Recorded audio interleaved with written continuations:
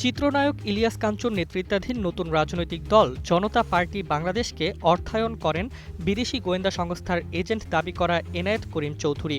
দল গঠনে তার ভূমিকা ছিল, এর জন্য তিনি নিয়মিত অর্থ যোগান দিতেন।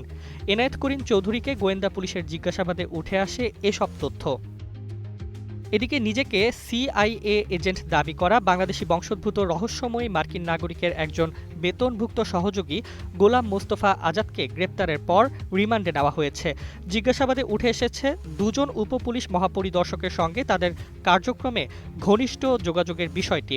এছাড়া অন্তত ১৫০ কোটি টাকার বিনিময়ে একজন প্রভাবশালী সচিবকে দুদকের মামলা থেকে বাঁচাতে চুক্তি করা হয় এনায়েতের সঙ্গে। তার সঙ্গে বহু সরকারি কর্মকর্তার ঘনিষ্ঠ যোগাযোগের তথ্য উঠে এসেছে জিজ্ঞাসাবাদে।